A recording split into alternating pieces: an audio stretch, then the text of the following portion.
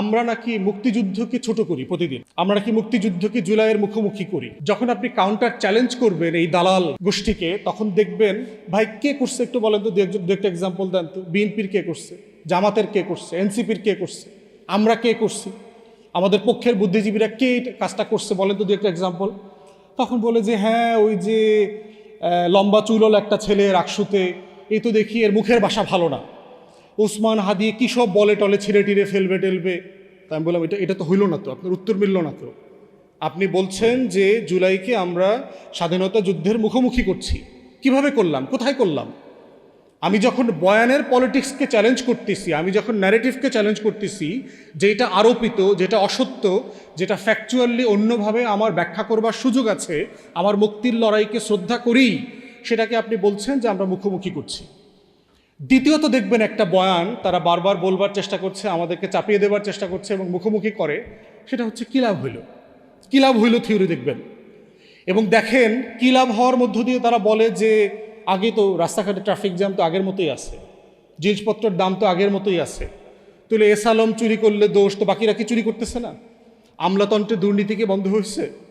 গুম খুনের বিচার কি শেষ হয়েছে? দেখবেন যত নাগরিক সমস্যা আছে সেগুলো সবগুলোকে টেনে তুলে ধরবে, বলবে যে হাসিনাকে সরায় লাভটা কি হয়েছে।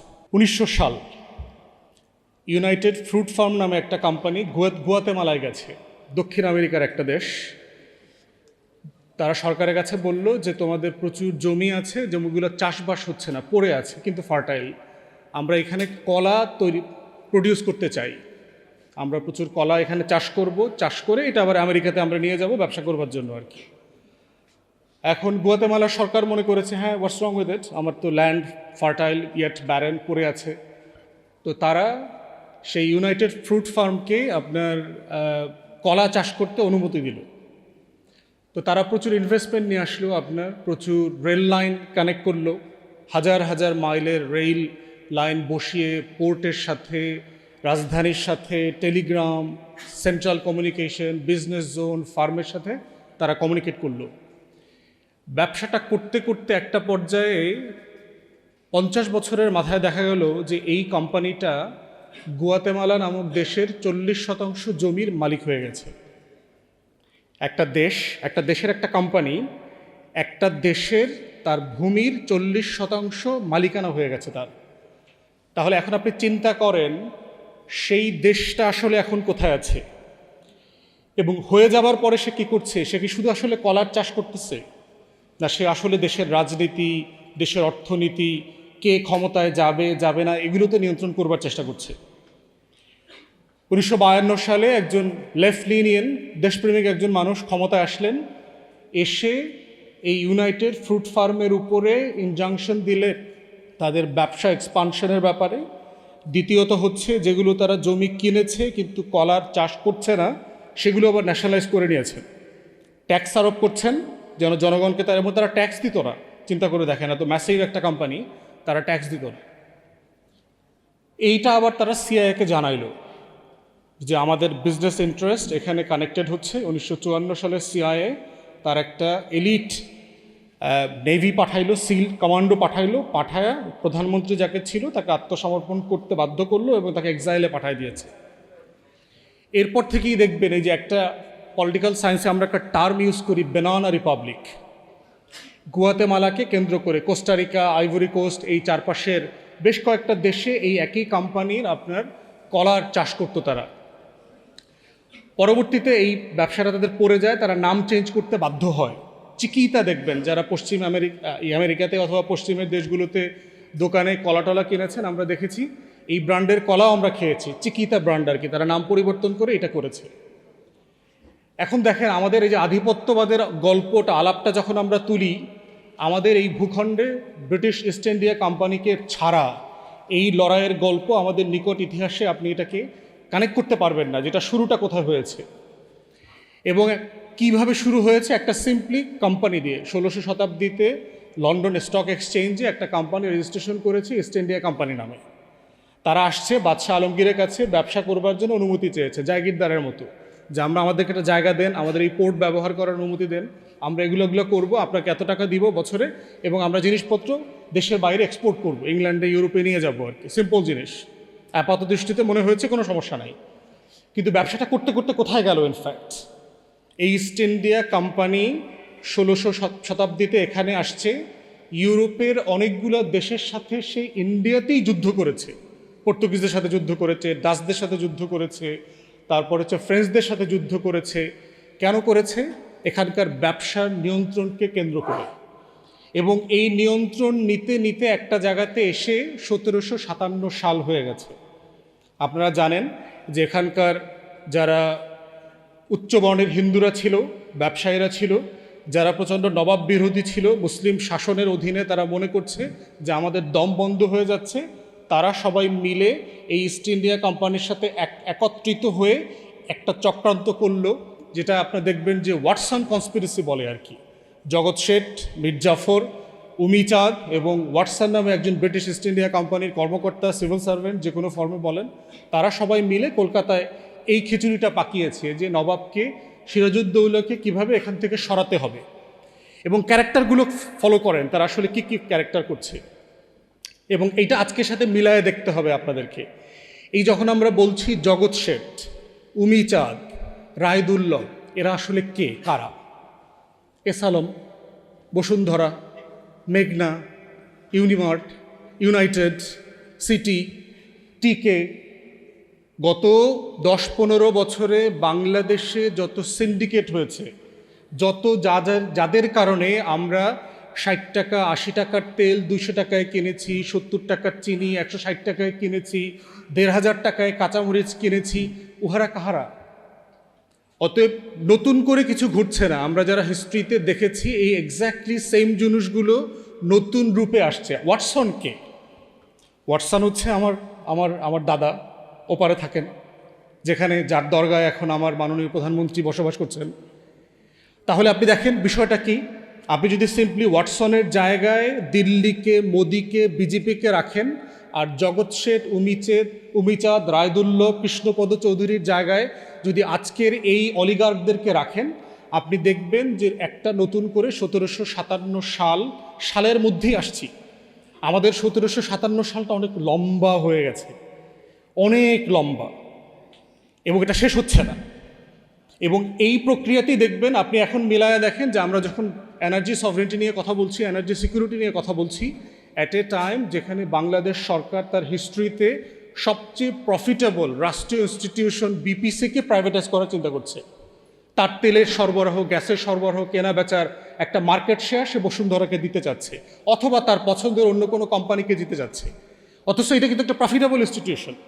অথচ আমাদের প্রায় 80-র উপরে কোম্পানি আছে বিসিআইসির অধীনে, যারা দেখবেন হিউজলি লস এন্টারপ্রাইজ। আমাদের বিমান, আমাদের ন্যাশনাল রেলওয়ে যেটা আছে, আমাদের জাতীয় রেলওয়ে, এরকম অসংখ্য কোম্পানি আছে, কিন্তু এগুলোকে প্রাইভেটাইজ করার কথা আলাপ হচ্ছে না কেন? আপনি তেল গ্যাসে ঢুকছেন কেন? কারণ হচ্ছে ন্যাশনাল রেলওয়েটা যদি আমার কোনো শত্রুর কাছেও চলে যায়, সে আসলে আমার সর্বোচ্চ কী ক্ষতি করতে পারবে? আমি যেখানে ঢাকা থেকে চট্টগ্রামে 4 ঘন্টায় যাওয়ার কথা, আমাকে 8 ঘন্টায় নিবে, আমি খেপবো, আমি মারামারি করব, আমি ট্রেনের বগি জ্বালাই দেবো, এই সর্বোচ্চ তো করবো রিয়াকশন। তেল গ্যাস যদি না থাকে মার্কেটে, তাহলে কী কী হতে পারে? আপনি শুধু এটার কনসিকোয়েন্স একটু চোখ বন্ধ করে চিন্তা করেন যে বাংলাদেশ লিভিং ইন 1600, কোথাও কোনো বিদ্যুৎ নাই, কোথাও কোনো গ্যাস নাই। শুধু এটা চিন্তা করেন, ভাবেন হোয়াটস গোনা হ্যাপেন। তাহলে সেই রকম একটা প্রফিটেবল এন্টারপ্রাইজ, যেটা কোনো দিন সরকারিকরণ করা উচিত না আমাদের মতো জায়গায়, কারণ এইটা পণ্য না যে আমি এইটা G2G-তে দিয়ে দিলাম, ব্যাপারটা এরকম না। এটা চাল ডাল অন্য একজন কিনে নিয়ে আসলো, 10টা কোম্পানিকে লাইসেন্স দিয়ে দিলাম। এইটা মেয়ার কমোডিটিস না, এটা ন্যাশনাল সিকিউরিটি আইটেম। আপনার সার্বভৌমত্বের প্রশ্ন, আপনার দেশের অস্তিত্বের প্রশ্ন, এবং সেটা দিচ্ছেন কাকে? এর আগেও তো প্রাইভেটাইজ করা হয়েছে। যাদেরকে করেছেন পাওয়ার সেক্টরে, এনার্জি সেক্টরে, ওরা কি ডেলিভার করেছে? আমরা এলএনজি সিলিন্ডার প্রাইভেটাইজ করেছি না? বলা হচ্ছে সরকার নীতিমালা দিয়ে নিয়ন্ত্রণ করবে। আগে কি করতে পেরেছেন? সরকার তো সিলিন্ডারের প্রাইস ঠিক করে দেয় যে 12 লিটারের এই লম্বা বোতলটা আপনি 1600 টাকায় কিনবেন ধরেন। বাজারে গিয়ে দেখেন তো আপনি সরকারের দামে কিনতে পারেন কিনা, না আপনাকে 200 টাকা, 250 টাকা, 300 টাকা বেশি দিতে হয় কিনা। তারপরও সেটা অ্যাভেইলেবল না। আমরা তো প্রাইভেটাইজ করেছি আমাদের বিদ্যুৎকে। কুইক রেন্টালের নামে কি হয়েছে দেখেন। আওয়ামী আমলে সরকার বলেছে যে আমাদের প্রায় 30,000 মেগাওয়াট নাকি পাওয়ার ক্যাপাসিটি আছে। 4,000 4,500 ক্যাপটিভ পাওয়ার প্ল্যান্ট বাদ দিলে আমার তো 25,000 মেগাওয়াট প্রোডাকশন ক্যাপাসিটি থাকার কথা। তাহলে আমার সামারে কেন ঘাটতি হচ্ছে? কেন আমার এটা 14,000 13,000 মেগাওয়াটের উপরে উঠছে না? তাহলে আমার পল্লী বিদ্যুৎ, আমার পুরো গ্রামীণ এলাকা যে অন্ধকার হয়ে গেছে কেন যাচ্ছে? তাহলে প্রাইভেটাইজ করলাম, তো করার পরে কী লাভ হয়েছে? এই বসুন্ধরাকে তো আওয়ামী লীগের আমলে 16 সালে বিটুমিন প্রডিউস করবার জন্য লাইসেন্স দেওয়া হয়েছিল। তার বাই প্রোডাক্ট হিসেবে ডিজেল এবং ফার্নেস অয়েল সে প্রডিউস করে মার্কেটে কেনাবেচা করার অনুমতি সে নিয়ে নিয়েছে। তারপরে কি হয়েছে? একই প্রোডাক্ট যারা আনতেন, বাংলাদেশে ইম্পোর্ট করতেন, টোটাল মার্কেটে মনোপলি এস্টাবলিশ করে সে সবাইকে ওয়াইপড আউট করে দিয়েছে। তাহলে আপনি ট্যারিফ কন্ট্রোল করতে পারছেন না, প্রাইস কন্ট্রোল করতে পারছেন না, মার্কেটে কম্পিটিশন ধরে রাখতে পারছেন না, আমার সিকিউরিটি মেনটেন করতে পারছেন না, আপনার নীতিমালা আপনি বাস্তবায়ন করতে পারছেন না। তাহলে আপনি সব জায়গাতে ফেল করবার পরে মনে করছেন যে বাংলাদেশে যদি আবার তেল গ্যাসটা আমি প্রাইভেট করে দেই আংশিক, এটা আপনি ম্যানেজ করতে পারবেন। কিসের ভিত্তিতে বললেন? তো এক্স্যাক্টলি ওই যে জগৎ শেঠ, উমিচাঁদ, রায়দুল্লভরা মিলে যেভাবে পুরো ব্যাংকিং ইন্ডাস্ট্রি কলকাতা, আপনার লর্ড ক্লাইভ ব্রিটিশ ভাইসরয় ছিল, যার নেতৃত্বে এই যুদ্ধ হয়েছে, তিনি যখন লন্ডনে ফিরে যান যুদ্ধের পরে 2টা জাহাজ ভরে শুধু গোল্ড নিয়ে গেছেন। একটা চোরের জাতি চিন্তা করেন, একটা ব্রিটিশরা একটা highly profitable thieves, nation of thieves and burglars, ওই সময়টার কথা বলছি। এত বড় চোর লর্ড ক্লাইভ, যে চোরেরা মিলে সংসদে আলোচনা করতেছে লর্ড ক্লাইভ এটা কী করলো, জাতির সম্মান, ইজ্জত, মর্যাদা সব নষ্ট করে দিচ্ছে। তার বিরুদ্ধে ব্রিটিশ পার্লামেন্টে ইনভেস্টিগেশন হয়েছে, ইনকোয়ারি হয়েছে, তার শাস্তি হয়েছে, তাকে পিআরএস দেওয়া হয় নাই। পরে সে স্কটল্যান্ড, আয়ারল্যান্ড ওখানে গিয়ে পিআর হয়েছে, আত্মহত্যা করতে হয়েছে ডিসগ্রেসের কারণে, অপমানের কারণে। সে মনে করলো আমি ব্রিটিশ জাতিকে, ব্রিটিশ কুইনকে এত কিছু আয়না দিলাম, আমার বিরুদ্ধে আবার এই অপমানজনক ইনভেস্টিগেশন। তাহলে আপনি চিন্তা করে দেখেন কি পরিমাণ রিসোর্স সে বাংলা থেকে নিয়ে গেছে, চুরি করে নিয়ে গেছে। এখন সেই লর্ড ক্লাইভের গোল্ড ভরে জাহাজ নিয়ে যাওয়াটাকে এসালমের একটা ব্যাংক থেকে, ইসলামী ব্যাংক থেকে 94,000 কোটি টাকা নিয়ে যাওয়ার ব্যাপারটা ভাবেন তো। সাইপ্রাসে 30-35 হাজার কোটি টাকা নিয়ে যাওয়ার ব্যাপারটা ভাবেন তো। সাইফুজ্জামান চৌধুরীর 300-র উপরে লন্ডনে বাড়ি থাকার বিষয়টা ভাবেন তো। যে এই যে একটা লর্ড ক্লাইভ বসে আছে আমাদের জায়গায়, প্রতিদিন টকশোতে এসে দেখি কথা বলতেছে বড় বড় ব্যবসায়ীরা, দালালরা, এবং তারা দেখলাম অলমোস্ট সবাই চোর, তাদের সবার কোনো না কোনো স্বার্থ আছে। এক চোরের বক্তব্য শুনতেছি একটা গবেষণা প্রতিষ্ঠানে, একটা অ্যাসোসিয়েশনের প্রেসিডেন্ট, তার ব্যাপারে দেখলাম সেও নাকি 1,000 কোটি টাকা লুটপাট করে বাড়ি করছে লন্ডনে কয়েকটা। এবং তারা আমাদেরকে প্রতিদিন নসিহত করে, তারাই হচ্ছে আমাদের হুজুর, প্রতিদিন আমাদেরকে ওয়াজ মাহফিল শোনায় রাষ্ট্রের। তাহলে আজকে যখন আমরা কাঠামোগতভাবে আধিপত্যবাদের কথা বলছি, আমাদেরকে, আমার জাতিকে, আমার তরুণদেরকে মাথায় রাখতে হবে যে ইতিহাসের কোন পরিক্রমায় আমি ব্রিটিশ ইস্ট ইন্ডিয়ার কোম্পানির কাছে পরাভূত হয়েছিলাম, সেই জায়গাটা মাথায় রাখা। এবং হিস্টোরিক্যাল জমিনদারি সিস্টেমটা দেখেন যে কেন সেই লড়াইটা অনিবার্য হয়ে গিয়েছিল।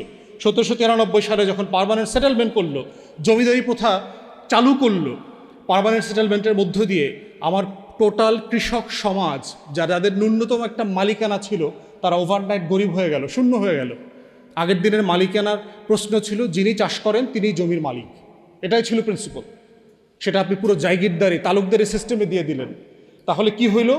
সেকেন্ড টিয়ারে আরেকটা ব্রিটিশরা তৈরি করলো, সেটা হচ্ছে উচ্চ বর্ণের হিন্দু জমিনদার ক্লাস। তাহলে বাঙালি মুসলমান, বঙ্গীয় মুসলমান এবং বঙ্গীয় নিম্নবর্ণের হিন্দুরা 2 টিয়ার কলোনাইজেশনের মধ্যে পড়লাম, আধিপত্যবাদের মধ্যে পড়লাম, যে কারণে তারা সবাই মিলে কিন্তু পাকিস্তান রাষ্ট্রের জন্য লড়াই করেছিল। এই যে হিস্ট্রিকে আমাকে ভুলিয়ে দেওয়া হচ্ছে, আমাকে একটা রাষ্ট্রের ফ্রেমিংকে একটা রং কনটেক্সটে পড়তে বাধ্য করা হচ্ছে, এই ফ্রেমিংটা হচ্ছে বয়ানের পলিটিক্স। এবং সেখান থেকে এখন আলোচনা করা, বোঝার বিষয় হচ্ছে যে ইন্ডিয়ান হেজিমনির সবচেয়ে মোটা যে বয়ানের রাজনীতিটা তারা আমাদের উপর চাপিয়ে দিয়েছে, কলকাতা কেন্দ্রিক, বলিউড কেন্দ্রিক, এবং সেইটা হচ্ছে আমাদের এখন সবচেয়ে বড় চ্যালেঞ্জের জায়গা। শেষ করে ফেলবো, দেখেন জুলাইকে নিয়ে দেখেন কি বয়ান তৈরি করছে প্রতিদিন। প্রথম কথা বলছে যে আমরা যারা জুলাইতে আন্দোলনে ছিলাম, পক্ষে ছিলাম, আমরা নাকি মুক্তিযুদ্ধকে ছোট করি প্রতিদিন, আমরা নাকি মুক্তিযুদ্ধকে জুলাইয়ের মুখোমুখি করি। যখন আপনি কাউন্টার চ্যালেঞ্জ করবেন এই দালাল গোষ্ঠীকে, তখন দেখবেন ভাই কে করছে একটু বলেন তো, দু একটা এক্সাম্পল দেন তো। বিএনপির কে করছে, জামাতের কে করছে, এনসিপির কে করছে, আমরা কে করছি, আমাদের পক্ষের বুদ্ধিজীবীরা কে এই কাজটা করছে বলেন তো দু একটা এক্সাম্পল। তখন বলে যে হ্যাঁ ওই যে লম্বা চুলল একটা ছেলে রাকসুতে, এই তো দেখি এর মুখের ভাষা ভালো না, ওসমান হাদি কী সব বলে টলে ছিঁড়ে টিড়ে ফেলবে টেলবে। তাই আমি বললাম এটা তো হইল না, তো আপনার উত্তর মিলল না তো। আপনি বলছেন যে জুলাইকে আমরা স্বাধীনতা যুদ্ধের মুখোমুখি করছি, কিভাবে করলাম, কোথায় করলাম? আমি যখন বয়ানের পলিটিক্সকে চ্যালেঞ্জ করতেছি, আমি যখন ন্যারেটিভকে চ্যালেঞ্জ করতেছি, যেটা আরোপিত, যেটা অসত্য, যেটা ফ্যাকচুয়ালি অন্যভাবে আমার ব্যাখ্যা করবার সুযোগ আছে, আমার মুক্তির লড়াইকে শ্রদ্ধা করি, সেটাকে আপনি বলছেন যে আমরা মুখোমুখি করছি। দ্বিতীয়ত দেখবেন একটা বয়ান তারা বারবার বলবার চেষ্টা করছে, আমাদেরকে চাপিয়ে দেবার চেষ্টা করছে এবং মুখোমুখি করে, সেটা হচ্ছে কী লাভ হইল, কী লাভ হইল থিওরি দেখবেন। এবং দেখেন কী লাভ হওয়ার মধ্য দিয়ে তারা বলে যে আগে তো রাস্তাঘাটে ট্রাফিক জ্যাম তো আগের মতোই আছে, জিনিসপত্রের দাম তো আগের মতোই আছে, তাহলে এস আলম চুরি করলে দোষ, তো বাকিরা কি চুরি করতেছে না? আমলাতন্ত্রে দুর্নীতি কি বন্ধ হয়েছে? গুম খুনের বিচার কি শেষ হয়েছে? দেখবেন যত নাগরিক সমস্যা আছে সেগুলো সবগুলোকে টেনে তুলে ধরবে, বলবে যে হাসিনাকে সরায় লাভটা কি হয়েছে। আপনি আর্গুমেন্টটা দেখেন। তাহলে এই যে পার্সা এলিমেন্ট আসতেছে না বাংলাদেশে, দেখছেন না গত কয়েকদিনে অনলাইনে এই যে পার্সা ফেনোমেনা, কী লাভ হলো? আমরা তো জুলাইয়ের পক্ষে ছিলাম, মানে আমার আত্মীয় স্বজন, আমার বন্ধুবান্ধব, বাবা মা আওয়ামী লীগ করছে, গুম খুনের সাথে জড়িত ছিল, লেফটেন্যান্ট জেনারেল ছিল, কিন্তু জুলাই করলাম মানে তো এগুলোর বিচার করতে হবে কেন? তাহলে আপনি দেখেন যে ন্যারেটিভকে দিয়ে ঠিক করা হচ্ছে আপনি কার জন্য কাঁদবেন, কাকে স্মরণ করবেন, কাকে ভুলে যাবেন, কার জন্য লড়াই করবেন, কার জন্য লড়াই করে আবার অপমানিত বোধ করবেন, রিগ্রেট করবেন, এইটা তারা ঠিক করে দিচ্ছে। এটার একটা বড় ফেনোমেনাল এক্সাম্পল হচ্ছে জুলাই স্মৃতি জাদুঘর। দেখেন, যেটা সব দল ক্রস পার্টি একমত হয়েছে প্রথম অধিবেশনে যে এটা র্যাটিফাই করবে অ্যাজ ইট ইজ অর্ডিন্যান্সের মতো করে, সেটা বিএনপি লাস্ট মোমেন্টে এসে 4টা সংসদের দিনই এটাকে প্রথমে অ্যাবিউজ করলো এই অ্যাগ্রিমেন্টের ব্যাপারে। দ্বিতীয়ত দেখেন, তারা জুলাই স্মৃতি জাদুঘরে কোনো কার্যক্রম চালু রাখবার ব্যবস্থা করে নাই গত 6 মাসে। জুলাই স্মৃতি জাদুঘরে কোনো স্টাফ, কর্মকর্তা, কর্মচারী কাউকে অ্যাপয়েন্ট করে নাই গত 6 মাসে। যারা আছেন তারা কেউ বেতন পাচ্ছেন না গত 4-5 মাসে। একই রকমভাবে জুলাই শহীদ স্মৃতি ফাউন্ডেশন গত 6 মাস থেকে কেউ বেতন পাচ্ছেন না। তাহলে আপনি জুলাইয়ের সবচেয়ে বড় বেনিফিশিয়ারি, আপনি জুলাইকে ধারণ করেন, পক্ষে ছিলেন বলে দাবি করছেন, কিন্তু বয়ানের রাজনীতিতে আপনি কিন্তু এক্স্যাক্টলি বিজেপির, আওয়ামী লীগের, দিল্লির, কলকাতার যে হিন্দুত্ববাদী ফ্রেম বয়ান, সেটা আপনি আবার প্রমোট করছেন, সেটার উপরে আমল করছেন। আপনি ফেলানির যেই স্কাল্পচার ছিল সেটা সরিয়ে ফেলেছেন, তারপরে ইন্ডিয়ান হেজিমুনি কাটাতারের যে সেকশন ছিল সেটা সরিয়ে ফেলেছেন। কেন? তাহলে এই যে কন্ট্রাডিকশন, এইটা প্রমাণ করছে যে বয়ানের রাজনীতিতে যে কালচারাল হেজিমনির জায়গাটা ছিল, এই জায়গাটা অ্যাজ ইট ইজ রয়ে গেছে। এবং আমরা যাকে গণ অভ্যুত্থানের শক্তি এবং দল বলছি, তারা এই জায়গাটা বুঝতে পারছে না, অথবা বুঝেও তাদের ভিতরে যে হীনমন্যতা কাজ করছে, সংস্কৃত মন্ত্রীর, প্রতিমন্ত্রীর এবং মন্ত্রণালয়ের, মুক্তিযোদ্ধা মন্ত্রণালয়ের, তাদের যে হীনমন্যতা কাজ করছে জুলাইকে ধারণ করবার জন্য, সেই জায়গাতে মনে হচ্ছে এই যে আধিপত্যবাদের যে হেজিমনি, সেটা চলমান আছে। আজকের এই ফোরাম থেকে আমরা আহ্বান করছি আমাদের তরুণদেরকে, আমাদের দেশবাসীকে, এইটার ইতিহাসের যে পরম্পরায় আমাদের পরাধীনতা কিভাবে এসেছিল এটা বোঝা যেমন জরুরি, আজকে কারা কারা ইতিহাসের সেই দায় এখন পর্যন্ত কন্টিনিউ করছেন, হেজিমনি কন্টিনিউ করছেন, শুধুমাত্র নাম বদলে, ফিগার বদলে, প্রতিষ্ঠান ভিন্ন নামে, কিন্তু আমাদের লড়াই কিন্তু একই লড়াই। যেই লড়াইতে 190 বছর ধরে আমাদের পূর্বপুরুষরা লড়াই করেছেন, যেই লড়াই আমরা যুগের পর যুগ, দশকের পর দশক ধরে আমরা রাষ্ট্র বানানোর জন্য করেছি, স্বাধীনতার জন্য করেছি, মুক্তির জন্য করেছি, প্রত্যেকটা লড়াইয়ের মেসেজ হচ্ছে ওই আমার অধিকারের লড়াইটা কন্টিনিউ করতে হবে। স্বাধীন থাকার একমাত্র শর্ত হচ্ছে শত্রুর বিরুদ্ধে লড়াই চলমান রাখা। যদি আপনি স্বাধীন থাকতে চান, এটাই করতে হবে। যদি মেনে নেন যা হচ্ছে সব ঠিক আছে, ঠিক আছে, আপনার সমস্যা নাই, আবার পরাধীনতার শৃঙ্খল আপনাদের গায়ে হাতে পড়বে, সেটা দেখবেন, দাসত্বের জীবনযাপন করবেন, অপমানিত বোধ করবেন এবং অন্য দেশের তাবেদারি করবেন। এটা ইস এ চয়েস। আমরা 24-এ বেছে নিয়েছি, আমরা লড়াই করব, জীবন দেব, রক্ত দেব, কিন্তু স্বাধীনতা, আজাদির প্রশ্নে কোনো কম্প্রোমাইজ আমরা করব না। সবাইকে ধন্যবাদ।